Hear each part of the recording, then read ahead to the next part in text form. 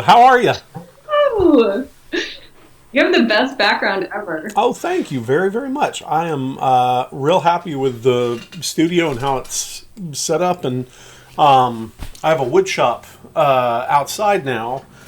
And so there's a lot more space than there used to be up here because I used to have like drill press up here and a sander and things like that. And it's probably not a great idea to have a table sander right next to your computer because I imagine all the sawdust probably clogs said computer. But thus far it's been working, so that's good.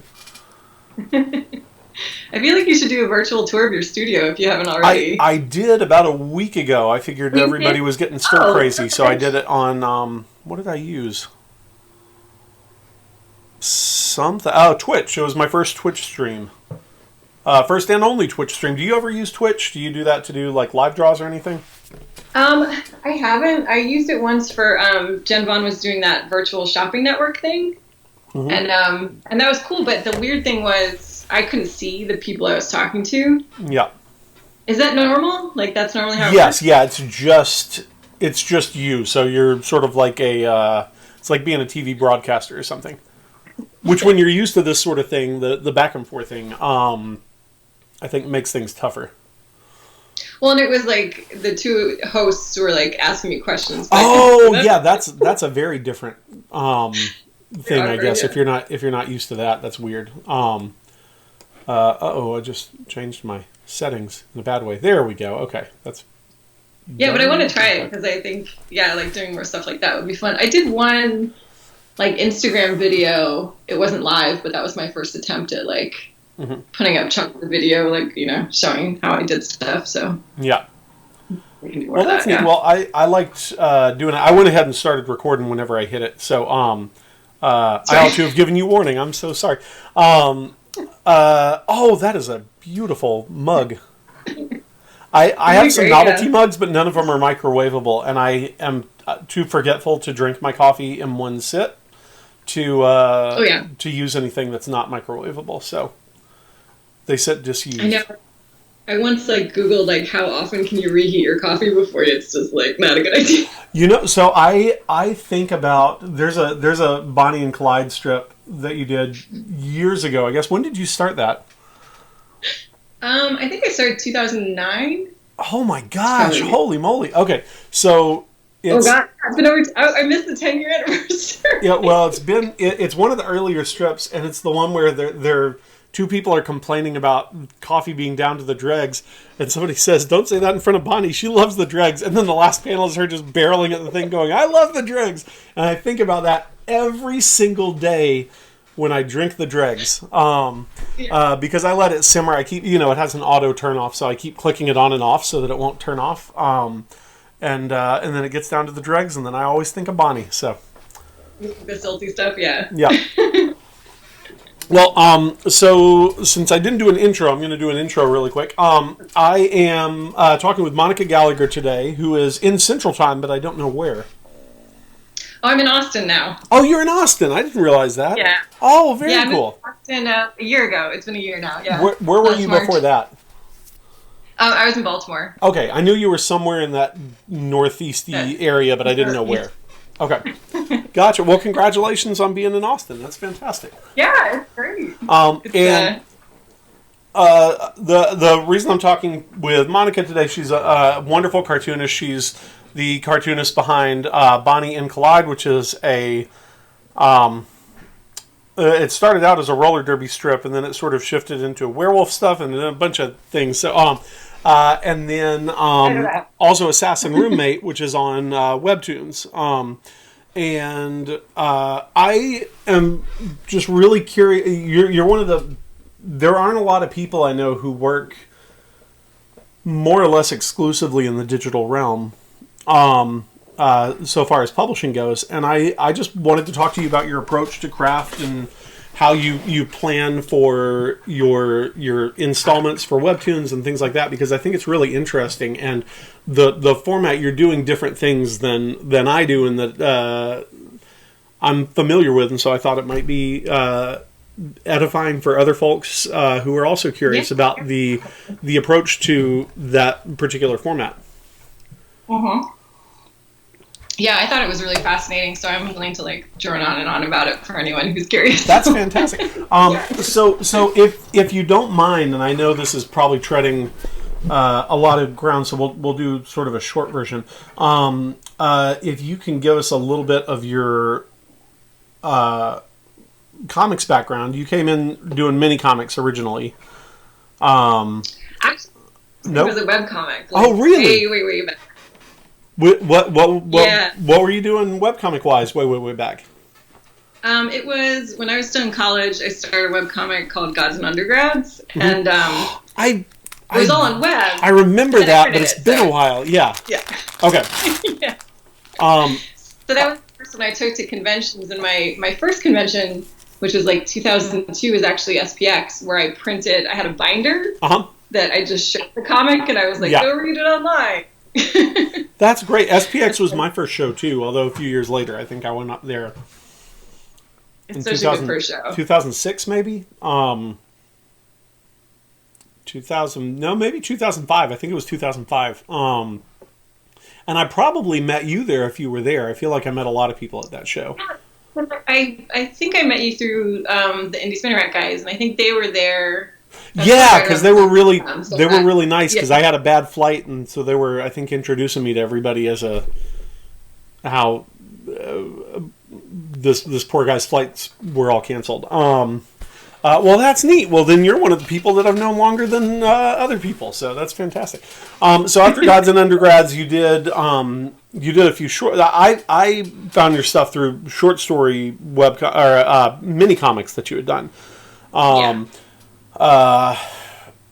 And then you and so you did that. You did you started Bonnie sometime after that. Did you do anything sort of in between Gods and Undergrads and Bonnie? Yeah, I did. I did a bunch of autobiographical mini comics, and then I did a few like indie comic series. Like I did another one about an assassin. Mm-hmm. And then after I did Bonnie, which I did initially for the Baltimore City paper, they were looking for a new strip. And so I did that to pitch to them, and then they turned it down. And so I was like, well, I'll just keep going with it. And then that caught the attention of Oni, because they were doing they have a really great relationship with the Rose City Roller Girls. Mm-hmm.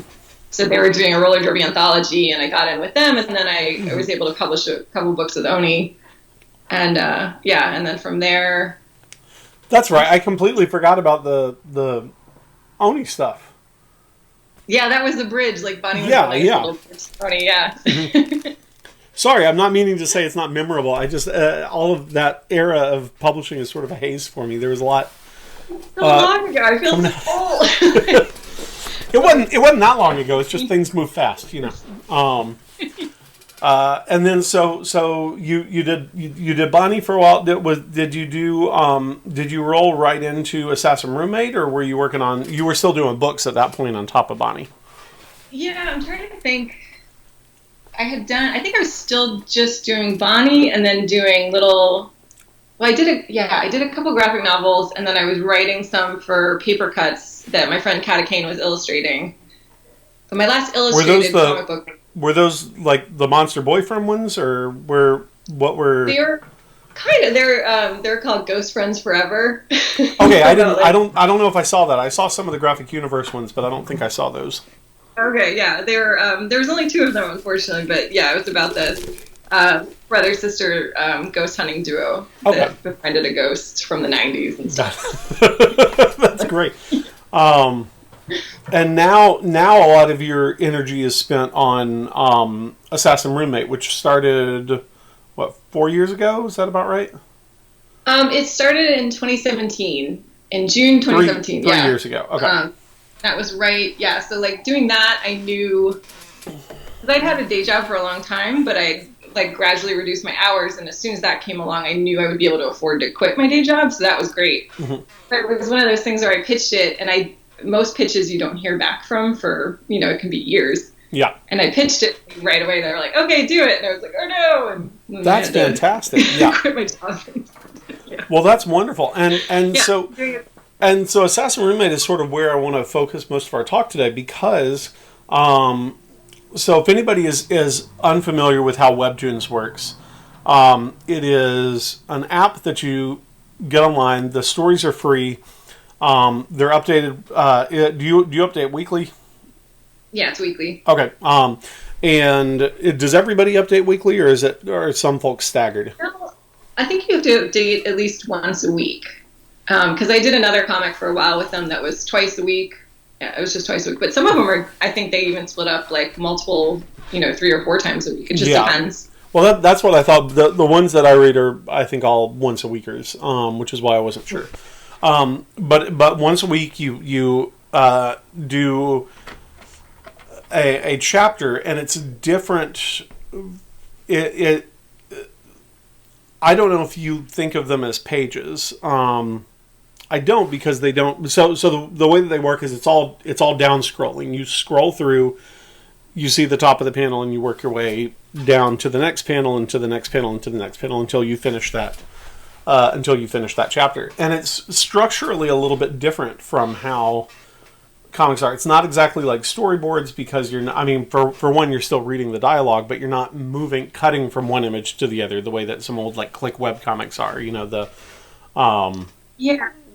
It's kind of similar to, I remember when I was first getting into webcomics, I read a lot of Scott McCloud's like early, kind of like with Dot and stuff. The Infinite Canvas stuff, yeah. Yeah, exactly. So, and he had like side ones as well. So it's kind of just like a vertical infinite canvas. So you have to like play around with like time that way, yeah, rather than panel size and things like that. And I've seen some of them are gorgeous. Like I haven't read too many other ones because I was worried that I would start copying them, but everybody does such amazing things with them, like different things with them. Well, and I'm really fascinated by the act of reading with it, because there are things that, if you read on Comixology, and do the panel by panel thing, it's a different reading experience than if you're reading by page. But that tends to do sort of a kind of a flash from one image to the other. I mean, it moves, but it moves fast. Whereas yours, you kind of bring stuff in. So are there I'm really curious what the challenges are. I mean, I imagine there are things that are, tricky in that if you put half a reveal at the top of a panel and the other half of a reveal at the bottom of a panel, that you lose the sense of revelation. Do you that kind of stuff, the technical aspects, like what are some things that you found that you weren't necessarily expecting to be a challenge that you've subsequently learned how to deal with, if there are any?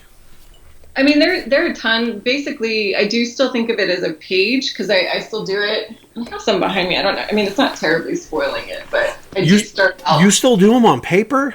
I still do them on paper, yes. Holy moly! Well, so now I'm actually more. I used to, until very recently, I did all of it on paper before I scanned it, but now I'm doing all the pencils and layouts digitally, and then printing it out, and then inking by hand. Gotcha. But I still, so I still start with a regular piece of paper and split it up. So I think that might be a detriment, because other people are going because a lot of creators are working digitally, so they're just doing these giant, long, beautiful panels, and I'm not stretching like that far. So most of my stuff is kind of focused on, like, timing is a big challenge for me. Like pacing and timing in that format is really hard, because but it does help to think of it as like the more you scroll, that's the longer it takes. So if you want a big reveal, it's like make people scroll for it. Yeah. Oh, like the space in between the panels, you mean? Gotcha. Yeah. And you can add like little like hints along the way, and then like surprise them when they get all the way down there. That's kind of the only way to do it, that you can like manipulate that kind of stuff. Or if you want someone to really like be immersed in a world, then you would have like this giant long panel that went on forever that they got really like. Is it do you when you're penciling digitally, if you're doing that sort of thing, one of the things that kind of part of the reason I'm fascinated by it is that I'm terrified by it, because it's the same way like when Twitter autocrops what I'm working on. Like I try to do everything I can to mitigate their ability to do so. And with the webtoons thing, I think about those long panels, and I think like, would you put and different people have different phone sizes, so that makes it trickier. I was like, would you put like a window frame over each part of that drawing and make sure that it's just like you don't want to still of yourself sneezing to end up being your, the picture that accompanies you in an article about you or whatever. I always think about like, will just like an individual panel in the book, if that's what's shown in a review, is no individual panel is necessarily all that great, and so you're like, oh, that's terrible. And so I think about that the same way with what you see in those compositions. Like, do you think about like if you do have those longer ones, or if there are? Well, you said that you don't use those as much. I haven't yet. I've done. Yeah, because when I initially started, my editor told me the size basically, because that was like because we split it up. I make one long page basically, and there's 5 pages per chapter, and then cut it up, and so the cuts were supposed to be your screen size. Okay. It was like, gotcha. Okay. It's like they're all like their own complete thing. Yeah. But obviously, other people play around with that a lot more, which I think is smart. So you do you draw to that size, or do you resize to the thing? Because you can think of you can, I guess, conceivably just hodgepodge it in a way that you can't necessarily with a page, because you won't have that flow. But because you're working downwards, I guess you could insert imagery if you feel like, well, this needs an extra beat here. It seems like it would be easier to story edit doing it that way than it is to do it on a page. Yeah, what's sad is that I've never done it that way. I've always gone from just. Why would you need to? You're a competent storyteller who needs no post editing. I think that's fine. No, I think it's, and I keep looking at the page behind me, because if you take an 11 by 17 sheet of paper and split it in half, that's kind of the screen width you're working with. But I'm kind of a dummy. I don't think of that as it's like the composition as a whole. I just use that to split up into as many panels as I can. Yeah. And just use that as the guide. But I could be thinking of it absolutely from like, this is your whole, this is more of your traditional like page layout that you would be looking at like the whole scope. Like, what do you want to, so I think if I do another one, I would definitely think of it more that way, because my style has been very much like block, block, block, block. And thinking of like you said, like that perfect, like just image rather than it being part of a whole like streamless.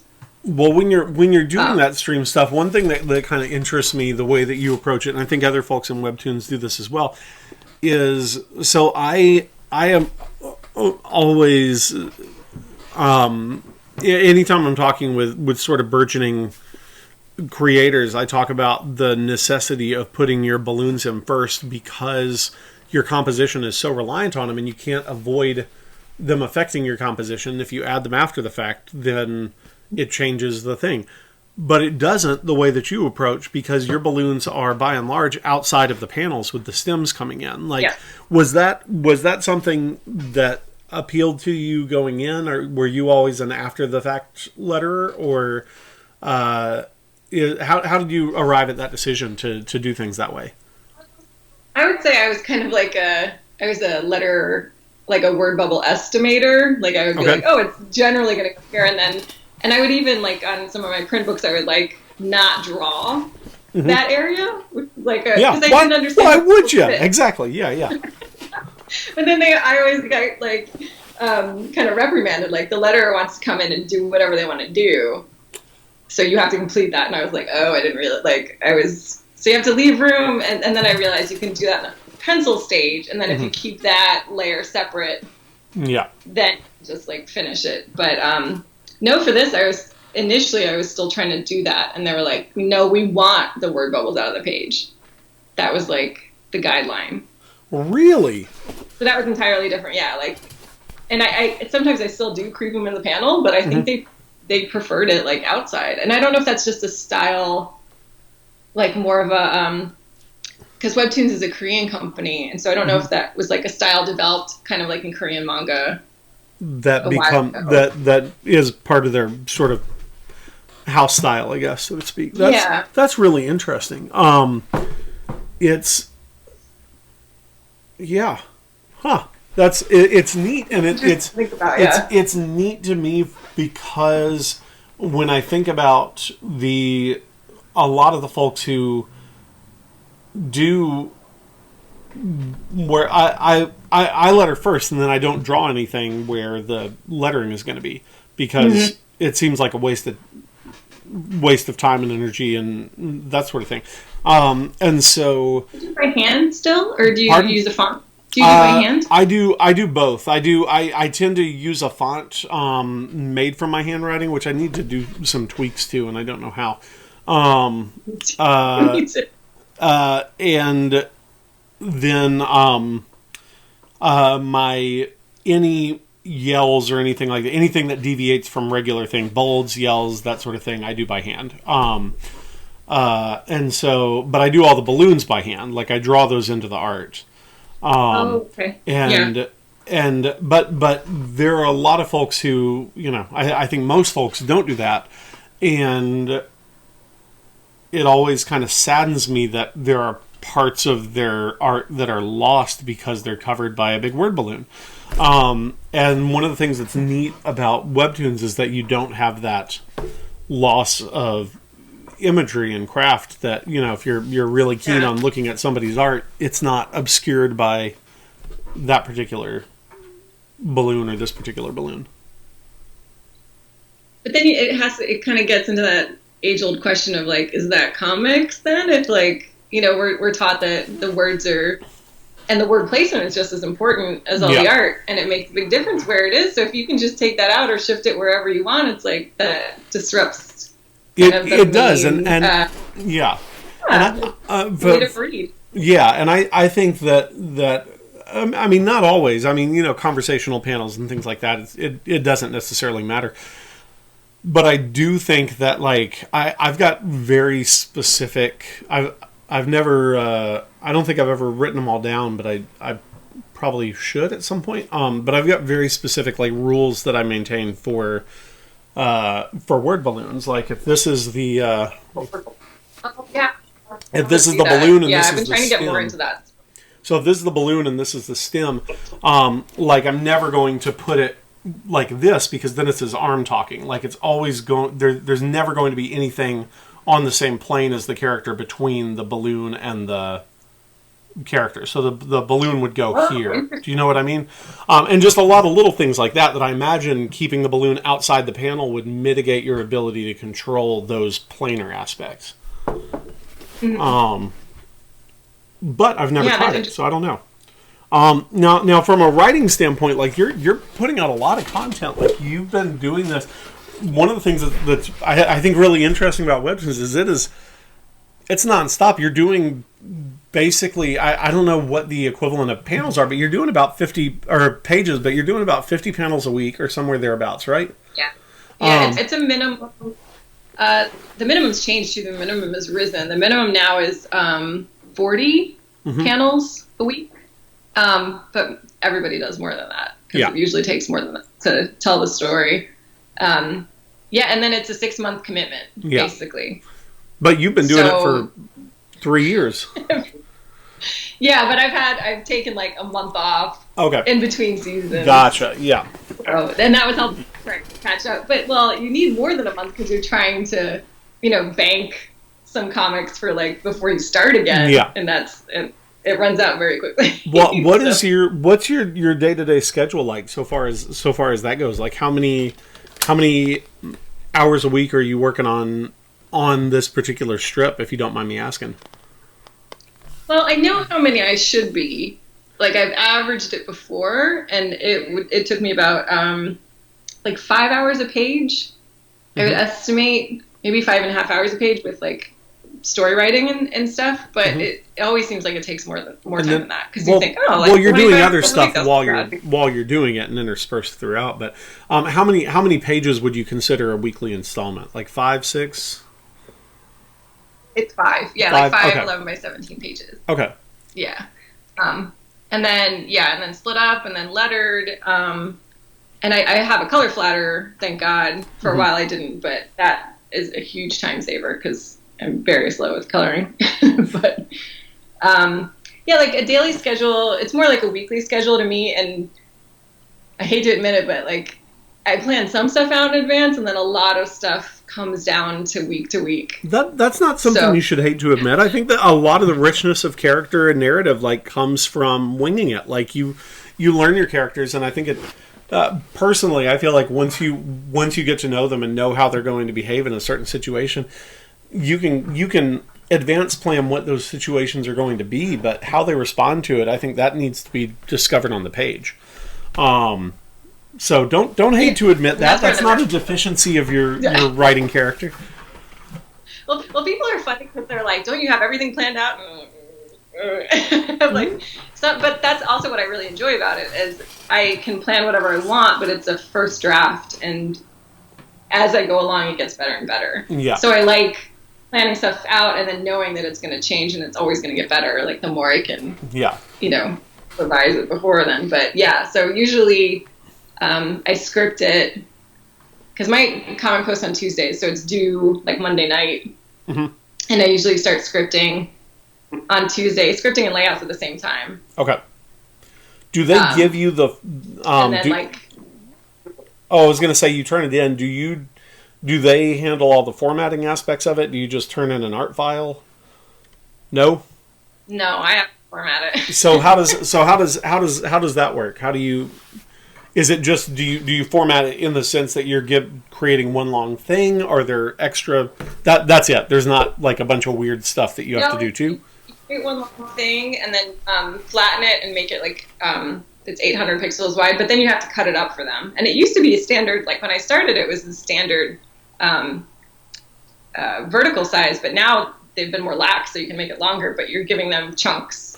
Okay. So one page might have eight different. Chunks to it. That's not terrible though. That's like posting imagery online or something. You're not too bad. You're not having to go in and do weird coding stuff. No. Okay. Thank God.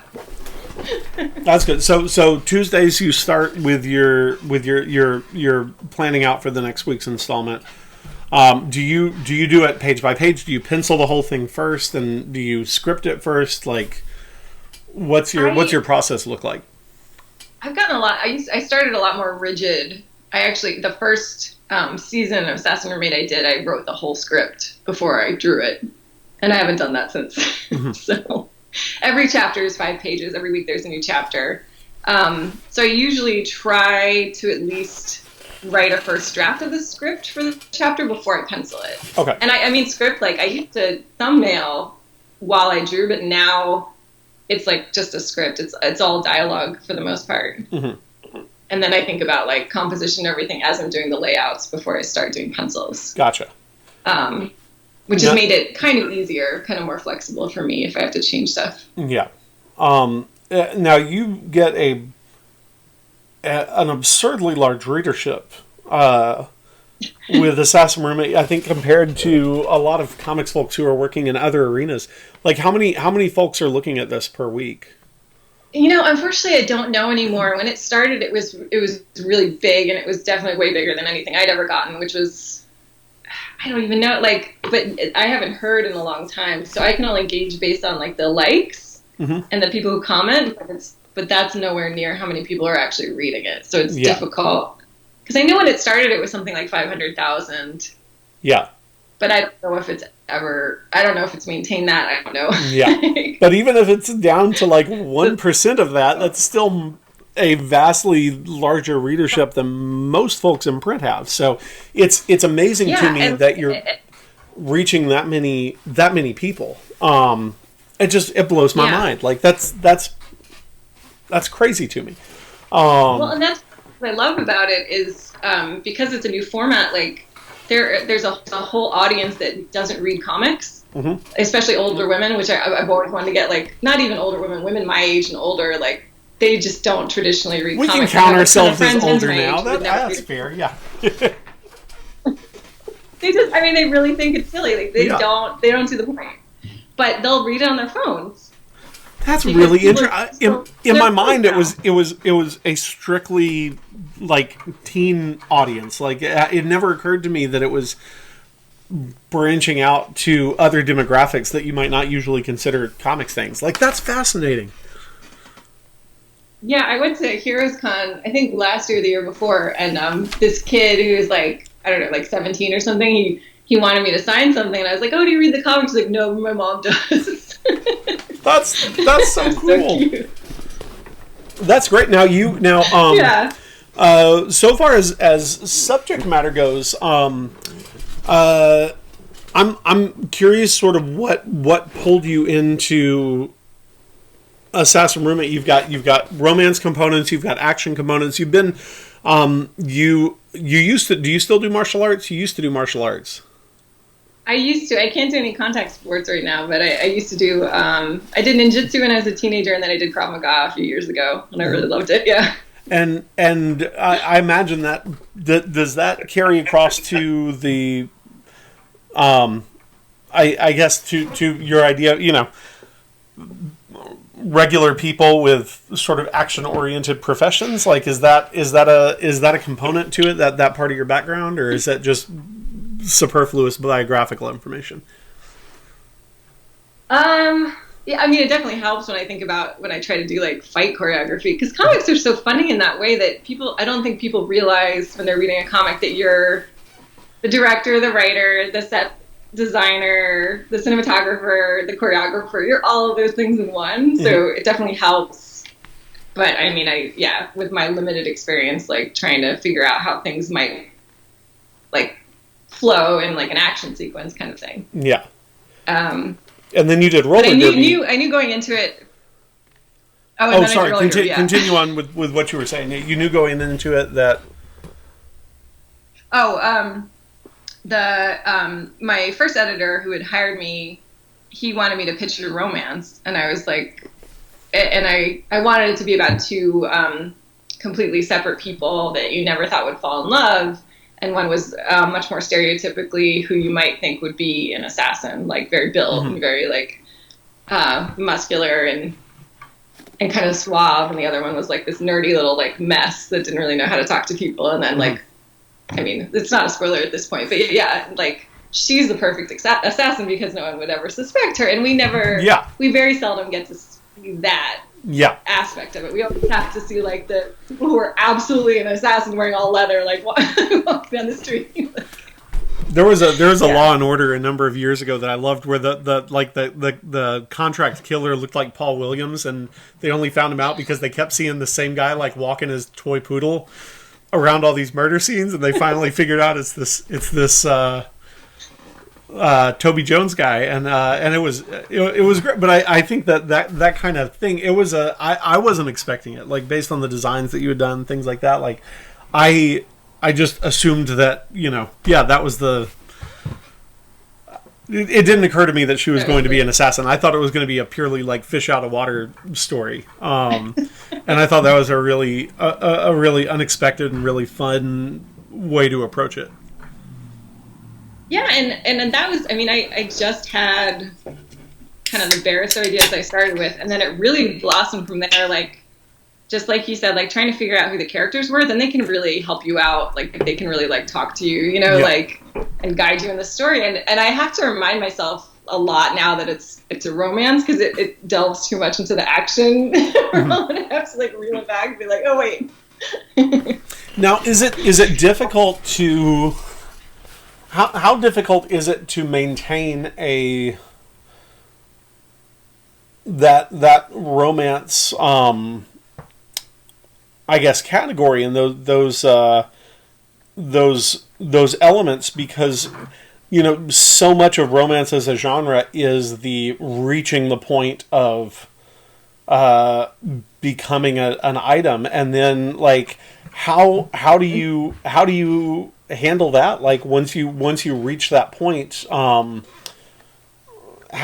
what allows you to keep checking those boxes and allow it to stay within that genre? Yeah, initially I knew going into it that I wanted to not do that, like because I was obsessed with a lot of romance stuff growing up, and I always hated that it was just like, oh, then it was so boring, like when they finally got together. Like, you kind of want to make it know that it's fun, and then it begins. So and it was funny because a lot of my readers were used to more traditional, like, I think, drawn out manga romances, like I'd read too, where it was like, oh, they might look at each other, and then, 10 years later, touch each other's hands. It's like, it was such a struggle, but, so I had the second chapter, I had my characters make out, and everyone was like, what? Like, but then it's also, and then you have to figure out, like, not that you have to, like, keep breaking them up, but it's like, what are you going to throw in there to make because that keep breaking them up seems to be kind of the standard when you look at romances as they play out in sitcoms and things along those lines. But when you look at this, do you ever feel as though you are, and I don't want to put you in a position where you have to admit to, I'm a fan of self-delusions of grandeur when it comes to how one approaches a genre and your responsibility for helping to steer that genre in certain ways. Do you think about the effect, I guess, that your approach when you're dealing with the drama and romances and the drama and humor and romance that stems from writing about a relationship versus the pursuit of that relationship with future readers and how they view other romances and things like that? Does that come into your mind when you're working? I think one of my main philosophies that I try to stick to is that I've been trying to show some of the kind of the relationship tropes that I grew up reading, like the infatuation from first sight, and then like the weird like stalker behavior that's in a lot of romantic comedies, even where now looking back you're horrified. So I've tried to use those and then change it so that hopefully people might identify with it and then think of it slightly differently. Yeah. Because the big thing too is, even though I do have older readers, I have a ton of younger readers, and I really wanted to, not to be so arrogant as to educate them, but I really wanted to be like, watch out for this. This may not be the best thing. Well, I mean, I think that's a responsibility that you have, and you don't have to be pedantic about it, but you do. When you are writing for younger readers, like, it's got the potential to influence their worldview, and especially when you're dealing with romances, with their view on how relationships play out. Now, do you go to a lot of conventions? Are the people that read your shows the type of people that go to conventions? Do you get to meet a lot of your readers? I know they leave comments and things, and interact with you on social media. I wasn't sure if there's a lot of real world interaction there too. There's some, unfortunately, not nearly as much. I didn't start going to conventions. So the comic started in 2017, and then I was going to conventions in 2018. So it'd been a while since I met any of my actual fans. Mm-hmm. And then it's kind of funny because a lot of them are used to reading stuff online, so they don't buy a lot of comics. But I learned early on to put Assassin Roommate on my banner so that at least they recognize me, and then they would be surprised and come over and and talk about it. But yeah, it's mainly so many young readers. So I have gotten to talk to them a little, but they're also the majority of them are very shy, so they just want to say hi and then run away. So that's really fun, but you do have a lot of interaction via the comments. How does the comments on Webtoons work? Does it invite a back and forth between creator and audience, or is it more just an avenue for them to post their thoughts and responses to stuff? Yeah, I wasn't sure how to approach that at first, because I remember I always admired Danielle Corsetto's comics. She would engage with them directly. Mm-hmm. All the time. Even though she got tons of comments, she would reply and all this stuff. And I kind of went into it thinking that, but then there was kind of a mix-up, and I didn't have a login for a while, as the creator, so I couldn't. Mm-hmm. And then I thought maybe it was their safe space to discuss it without me interfering. So I kind of go back and forth. And when I did, so Danielle and I did another comic for Webtoons called Boo It's Sex, mm-hmm. which was the comedic sex ed one. And she and I made a point of like, we would actually reply to people because they had genuine questions. Yeah. Made sense. But for Assassin Roommate, I've only rarely commented, and I usually, now I pretty much stay away, but sometimes I'll just like give comments a thumbs up if I like them. But I still feel like that's their place. I don't want to make them feel awkward or, you know. That makes a lot of sense, and especially if you have a younger readership, I think that there's even though you're seeing those comments, I think it creates a dramatically different dynamic if you're involved in them. Yeah. I don't want them to feel like I'm eavesdropping, like I'm there. Now, in that eavesdropping, has that ever prompted a reversal of an idea or a new idea that you didn't have before, or things like that? Has readership response had you give certain characters more time than you might otherwise have given them, or anything along those lines? That's always tricky. And I kind of learned from that with Bonnie, and I didn't get nearly as many comments from Bonnie, but like most critiques, you kind of like avoid, like if people just say like, oh, you suck, or oh, it's great, you're like, oh, that's fine. But if they tell you, or they say, oh, this character is getting shafted again, as they typically would because they look like this, and I was like, I was horrified that I was playing into that, and so I tried to actually be aware of that and, you know, ask myself, like, am I doing that subconsciously? Because it's always worth not necessarily being influenced by other people, but just like, you know, you spend so much of your time in a vacuum creating stuff by yourself that you need to be like challenged and questioned to really like know if you're, you know, you might be doing something horribly like stereotypically over and over and not realize it. So you kind of need that feedback. Yeah, it's kind of a tricky balance. I definitely pick and choose, but I try to be sensitive if someone has a valid point, then I have to ask myself, like, am I doing that? Or, you know, is that intentional? Yeah. Well, that's really neat. Well, what, getting away from comics for a minute, if you don't mind, what brought you down to Austin? Aside from the fact that it has a good, you know, art scene. Yeah, it's amazing. And have you been to Staple before? I have, yeah. Yeah. It's been quite a few years, but I loved it. Years ago. Yeah. So I'd been a bunch of times before, but no, I met my boyfriend, who's now my fiance, and he was moving to Austin, so I moved with him. Well, congratulations. Yeah. Yeah, he's in the military, so he was getting transferred here. Gotcha. Well, that's great. Well, it's a beautiful city. It's got a lot of neat bookstores and restaurants and theaters and the whole shebang. So I'm glad that you're in a spot that, should you desire to leave your house post all of this stuff, you have the ability to go neat places. Yeah. Well, I was glad that at least I got to experience it a little bit before everything got shut down. Yeah. I imagine that's got to be tough, like when you first move to a spot. But how are you coping with all of this? The stuff, has it changed your day to day much? Are you a stay at home most of the time anyway person, or? Yeah, I was.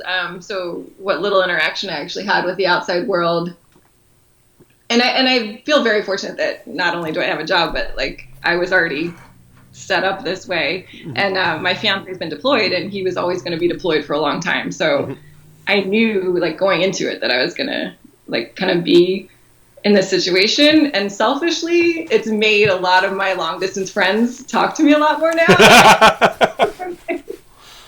Like just moving away, they're like, oh, you know, send me an email every now and then, and now we actually have like weekly trivia nights and stuff like that. So selfishly that's been great. Well, wonderful. Well, I'm glad to hear it. Monica, thank you so very much for talking to me and letting me talk to you about this. If people are wanting to read your comics, you can either go to webtoons.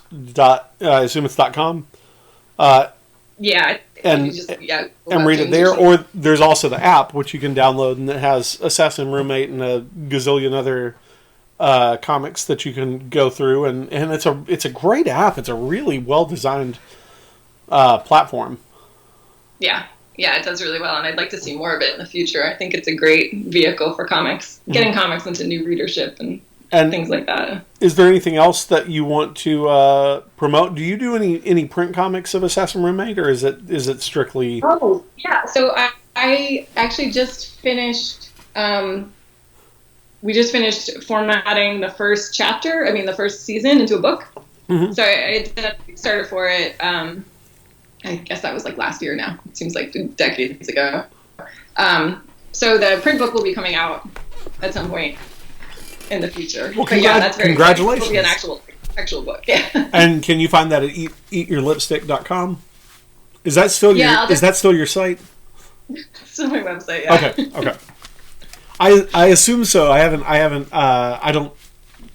ought to check before I do these. Right. Well, and also I restarted buying recently, so that's also like. Well, congratulations! That's fantastic. Yeah. Wonderful. Well, Monica, thank you so very much, and everybody give Assassin Roommate a go, because it's neat. And check out Bonnie, that's on your website, right? That's on. Okay, yeah, that's easy to find.